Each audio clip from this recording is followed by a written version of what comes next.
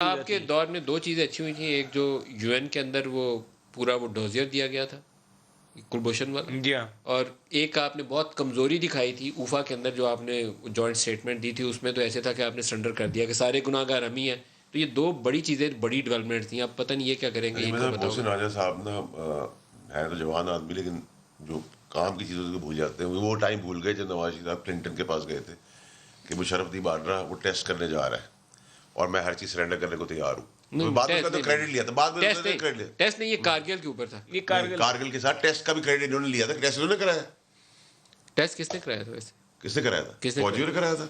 پتہ نہیں، ویسے اس کے اوپر خبریں آپ پڑھیں جو لوگ اس میٹنگ میں آپ موجود کسی تھے. کے کریڈٹ کے اندر شائع ہوئے نہ کریں، شرمندہ نہ فیل کریں کہ سویلین نہیں کمزور تھے، نہیں کیا. آرمی نے جواب دیا اور آرمی کا کام تھا جواب دینا، اور صحیح جواب دیا. آرمی چیف کون تھے؟ کھڑے ہوئے جو بھی تھا، مجھے تو یاد نہیں کون تھا. جنرل کرامت تھے نا. جی ہاں، ان کا اوپینین میرے خیال میں. دیکھیں آپ خود کہتے ہیں کہ پالیسی کے اوپر ایڈوائز کرنا ان کا کام ہے. آپ نیشنل انسٹیٹیوشن سے ایڈوائز ضرور لیتے ہیں. وزیر اعظم کو لینی بھی چاہیے کہ اس کا سارا لینی چاہیے. اور اگر انہوں نے ایڈوائز لینے کے بعد انہوں نے کہا کہ یہ کریں گے، چاہے سارے انسٹیٹیوشنز رائے دے رہے ہوں، بٹ دا پرائم جو باڈی ہے، جو ایگزیکٹو آف دا پاکستان ہے، جو chief executive of the federation ہے، وہ تو پرائم منسٹر ہے. پوری نیشنل اوپینین تھی اور اس کی جو سزا نواز شریف صاحب کو بھگتنی پڑی بات کارگل میں بھی انہوں نے کیا. اور ہم سے یہی ناراضگی کارگل میں اگر تھا نا اس وقت قومی رائے کا، وہ یہ تھا کہ آپ بلاسٹ کریں، انڈیا کر چکا ہے، آپ جواب دیں. نواز شریف نے ہمیشہ پاپولر رائے کے ساتھ نواز شریف کھڑا ہوا ہے. چاہے سی پیک تھا تب بھی نواز شریف کھڑا ہوا.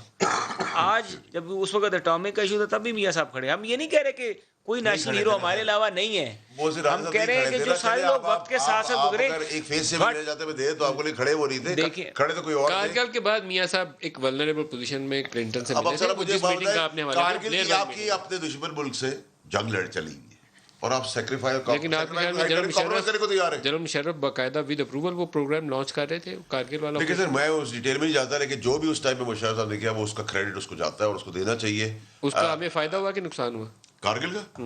تو ہم کیا چاہتے ہیں کہ ہم اپنی لوگوں کی لاشیں کندھوں پہ لے کے آئے تھے سر، جواب نہیں دیتے. ہم کارگل میں جب گئے تھے تو اس کا ہمیں فائدہ ہوا یا نقصان ہوا؟ دیکھیں سر، یہ تو انسٹیٹیوٹ کو ایویلویٹ کرنے کا کام ہے. They are trained for the fight. I am not trained. I am a policy maker at the moment as a government. آپ کا کام ہے اسیسمنٹ کرنا. سر میری اسیسمنٹ اس وقت کے حساب سے میں تو گورنمنٹ میں نہیں تھا نا. آپ راجہ صاحب بتائیں گے. نقصان ہوا ہے. نقصان ہوا ہے. بالکل.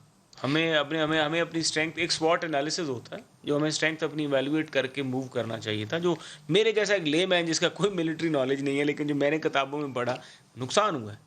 ناردرن لائٹ انفینٹری کے بہت سے جوان بھی اس واقعے کتنے لوگ شہید ہوئے اس آپریشن کے اندر شہید